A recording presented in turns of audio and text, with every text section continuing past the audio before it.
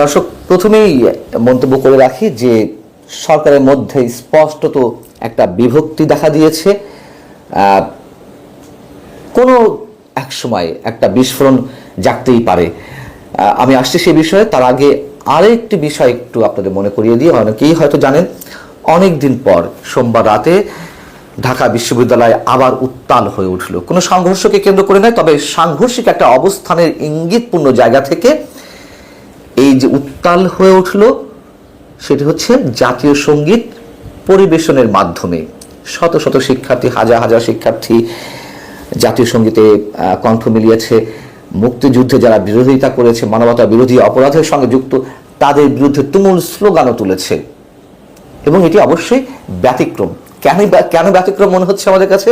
গত 5 আগস্টের পর থেকে যাদের বিরুদ্ধে অভিযোগ ছিল স্বাধীনতাকে অস্বীকার করা, মুক্তিযুদ্ধকে অস্বীকার করা, কিংবা মুক্তিযুদ্ধকে ছোট করে খাটো করে তুলে ধরার প্রবণতা যাদের মধ্যে, তারা এই কাজটি করেছে। বৈষম্য বিরোধী ছাত্র আন্দোলনের মাধ্যমে অভ্যুত্থান সৃষ্টি হলেও আমরা তো দেখেছি যে 5 আগস্টের পর থেকে 24কে সবার আগে প্রাধান্য দিয়ে 71কে খাটো করা এক ধরনের প্রবণতা স্পষ্টভাবে আমাদের সামনে উপস্থাপিত হয়েছে। সেই তারাই গিয়েছে। কেন গিয়েছে? এবং আমি বলি, যেভাবেই হোক, এটি আমাদের ভালো লাগার বিষয়। দুদিন আগে মাহফুজ আলম যে বক্তব্য দিয়েছেন জামায়াতকে উদ্দেশ্য করে, জামায়াতের ক্ষমা চাওয়া উচিত, 71-এ তাদের ভূমিকার কারণে পাকিস্তানপন্থী রাজনীতি এদেশে চলবে না, আরো যেসব মন্তব্য করেছেন, সেগুলোকে কেন্দ্র করে জামাত মহাক্ষিপ্ত। জামাতের পক্ষ থেকে এখন অভিযোগ করা হচ্ছে মাহফুজ আলম রয়ের এজেন্ট। উনি যে ভাষায় কথা বলতেছেন, আমরা তো বলতে পারি উনি কি ভারতীয় রয়ের কোনো এজেন্ট কিনা। যদিও রয়ের এজেন্ট, পাকিস্তানের এজেন্ট, বিএনপি জামাতের দালাল, আওয়ামী লীগের দালাল, ফ্যাসিবাদের দোসর, এইসব ট্যাগিং শব্দগুলো আমাদের কাছে এখন বেশ হাস্যকর। তারপরেও জামাত যখন মাহফুজ আলমকে রয়ের এজেন্ট হিসেবে উল্লেখ করছে, তখন তো বিষয়টি আলোচনার মধ্যে আসতেই পারে।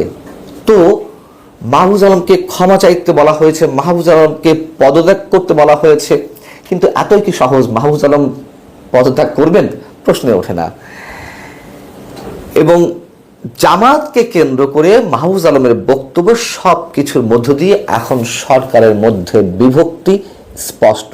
আর সেই বিভক্তির বিষয়টি প্রতিফলিত হয়েছে প্রধান উপদেষ্টা প্রেস সচিব শফিকুল আলমের কণ্ঠে। গতকালই প্রেস সচিব শফিক সাহেবকে নিয়ে আমি কিছু কথা বলছিলাম, এবং তিনি যেই মঞ্চে বা যে অনুষ্ঠানের কথাগুলো বলেছেন, তার মধ্যেই জামাতকে নিয়ে প্রশ্ন ছিল, মাহফুজ আলম সম্পর্কে প্রশ্ন ছিল। তিনি সবকিছু এড়িয়ে যাওয়ার চেষ্টা করেছেন, খানিকটা বিব্রত বোধ করেছেন। জামাতের বিচার নিয়ে তিনি কথা বলেছেন যে এর আগে আওয়ামী লীগ করে গেছে, তো আওয়ামী লীগ করে গেছে, যদি করে গিয়েই থাকে তাহলে সেটি তো আদালত কর্তৃক প্রমাণিত, বা আদালত কর্তৃক প্রমাণিত হয়েছে যে যুদ্ধাপরাধের সঙ্গে কারা জড়িত ছিল, তাদের বিচারও হয়েছে। সেসব যাক, কিন্তু শফিকুল আলম সেই বিষয়টি এড়িয়ে গিয়ে তিনি বলছেন যে 71-এর প্রতি আমাদের শ্রদ্ধা আছে, আমরা 71 ধারণ করি, জামাত সম্পর্কে আর কিছু মন্তব্য করতে চাই না। অর্থাৎ বিপদে আছে সরকার। সরকারের যে ভর কেন্দ্রগুলো, একদিকে জামাত, আর একদিকে হেফাজত ইসলাম, একদিকে এই যে বৈষম্য বিরোধী ছাত্র আন্দোলন, আবার তো মাহফুজ আলমের বিরুদ্ধে বিশেষ একটি সংগঠনের সঙ্গে যুক্ত থাকার কথা ছিল হিজবুত তাহরীরের সঙ্গে, যদি তিনি তা অভিযোগ সেই অভিযোগ অস্বীকার করেন। আরেকদিকে বিএনপি, এতগুলো যে ভর কেন্দ্র, সেই ভর কেন্দ্রের মধ্যে সামগ্রিক জায়গা থেকে তুমুল একটা সাংঘর্ষিক অবস্থা আমরা দেখতে পাচ্ছি। সরকার এটিকে কতটা সামাল দিতে পারবে এখনো পর্যন্ত অস্পষ্ট। মোটামুটি টালমাটাল অবস্থায় পৌঁছেছে সারা দেশ। যখন একটি টালমাটাল অবস্থায় বিরাজ করছে, সরকারও ঠিক সেই মুহূর্তে অভ্যন্তরীণ অবস্থায় একটা জগাখিচুড়ি অবস্থায় রয়েছে। আমাদের ধারণা ছিল যে আওয়ামী লীগকে মাইনাস করার পর, যেহেতু আওয়ামী লীগ এখন নিষিদ্ধ দল, তার তো কোনো ধরনের কোনো কার্যক্রম থাকছে না, বিএনপিকে টার্গেট করা হবে। কিন্তু না, আমরা দেখতে পাচ্ছি যে আপাতত বিএনপি সম্ভবত একটু সেফ সাইডে আছে। পরবর্তীতে গিয়ে বিএনপিকে টার্গেট করা হবে কিনা আমরা জানি না, এগুলো কোন প্ল্যানিং এর অংশ। জামায়াতের বিরুদ্ধে যে অভিযোগগুলো এখন বৈষম্য বিরোধী ছাত্র আন্দোলন কিংবা জাতীয় নাগরিক কমিটির নেতা কর্মীরা করছেন, সেগুলোর সঙ্গে আমরা একমত।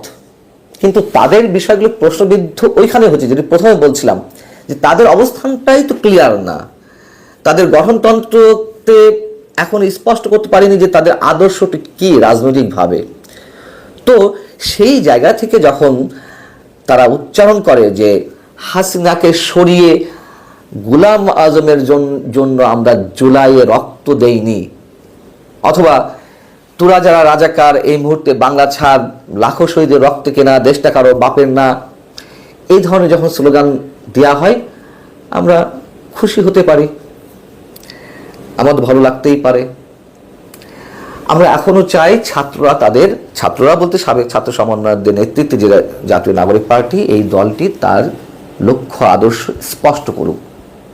কিন্তু আমরা একটা বিভ্রান্তির মধ্যে আছি, তারা নিজেরাই নিজেদেরকে মরীচিকার মতন আমাদের সামনে উপস্থাপন করছে। এই যে শব্দগুলো উচ্চারণ হচ্ছে যে হাসিনাকে সরিয়ে গোলাম আজমের জন্য আমরা জুলাইয়ে রক্ত দেইনি, এই ধরনের কথা তো আবার জামাতের মুখ থেকে আমরা শুনেছি। জামাতের কথাগুলো আবার ছাত্র সমন্বয়কদের কণ্ঠে প্রতিধ্বনিত হয়েছে। বলা হয়েছিল যে এক ফ্যাসিবাদকে সরিয়ে নতুন ফ্যাসিবাদের জন্ম দেওয়ার জন্য অভ্যুত্থানের সৃষ্টি হয়নি, শত শত মানুষ রক্ত দেয়নি। বিএনপির উদ্দেশ্যে নিশ্চয়ই সেই কথাগুলো বলা হচ্ছিল যে দ্রুত নির্বাচন দিয়ে বিএনপিকে নিয়ে এসে আবার নতুন ফ্যাসিবাদের জন্ম দেওয়া। তো সেই জায়গায় আমরা শুনছি এখন জামাতের বিরুদ্ধে বা জামাতের যারা নেতা ছিলেন বা ৭১ যাদের বিতর্কিত ভূমিকা, তাদের প্রসঙ্গে এই কথাগুলো বলা হচ্ছে। এখন এই জায়গা থেকে আর নতুন করে খুব বড় বিশ্লেষণের প্রয়োজন নেই। এই ছাত্র আন্দোলন কিংবা জাতীয় নাগরিক কমিটির আমরা সতীর্থ বলতে পারি কোনো কোনো ক্ষেত্রে, যেহেতু তারা অন্তত আওয়ামী লীগের বিরুদ্ধে তাদের যে অবস্থান, তাতে আমরা সতীর্থ বলতে পারি। গণ অধিকার পরিষদের সাধারণ সম্পাদক রাশেদ খান তিনি একটি স্ট্যাটাস দিয়েছেন তার ফেসবুকে। এইটুকু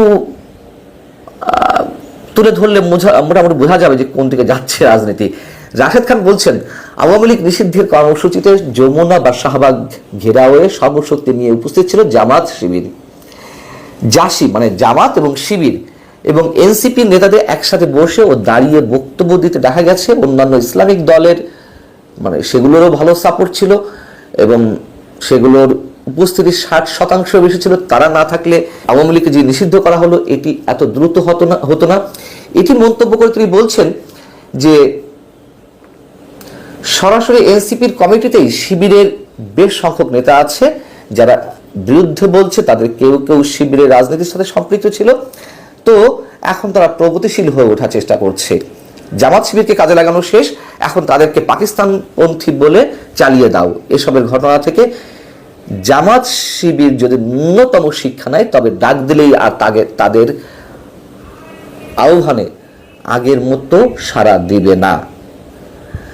তো শেষে বলা হচ্ছে, শেষ পর্যায়ে যদি তাদের রাজনীতির উদ্দেশ্যই হয় অন্যের আহ্বানে জনশক্তি সরবরাহ করা, তবে এই ক্ষেত্রে আমার কোনো মন্তব্য নেই। জামাতের উদ্দেশ্যে বলছে। তবে মূল যে বক্তব্য রাশেদ খান দেওয়ার চেষ্টা করছেন, নিশ্চয় আপনারা বুঝতে পেরেছেন যে একে একে সব মাইনাস করা, যদি সেটি হয় সেটি নিঃসন্দেহে জাতীয় নাগরিক কমিটির জন্য ভালো কিছু বয়ে নিয়ে আসবে না। যে তারা একাই ক্ষমতায় থাকবে, একাই রাজত্ব করবে, আস্তে আস্তে সবাইকে মাইনাস করবে, পরবর্তীতে আবার বিএনপিকে টার্গেট করা হতে পারে। তবে এটা একটা ভালো সিমটম। যদি সমাজ, রাষ্ট্র, মানুষের প্রতি ন্যূনতম কোনো কমিটমেন্ট না থাকে, এই ধরনের একাধিক গোষ্ঠীর মধ্যে দ্বন্দ্বটা নিজেদের মধ্যেই তৈরি হয়। খুব স্বাভাবিক কথা, সাইকোলজিক্যাল হিসাব, এবং সেগুলোই দেখা যায়। আর যদি সত্যি সত্যি জাতীয় নাগরিক কমিটি কিংবা সাবেক সমন্বয়করা তারা এই আদর্শেই অবিচল থাকে, মনে প্রাণের ধারণ থাকে, ওয়েলকাম। তাতে কে মাইনাস হবে, কে প্লাস হবে, অন্তত স্বাধীনতা বিরোধী শক্তিদের মধ্যে আমরা সেটি বলতে পারি, তাতে আমাদের কিছু যায় আসে না। তারা যদি তাদের অবস্থানটি স্পষ্ট করতে পারে, অবশ্যই মানুষ হয়তো সত্যি সত্যি তাদেরকে বুক ভরা ভালোবাসা দিয়ে কাছে টেনে নেবে। কিন্তু সিনারিও যদি চেঞ্জ হয়, বিপদ কারোর জন্য বসে থাকবে না। আল্লাহ হাফেজ, ভালো থাকুন সবাই।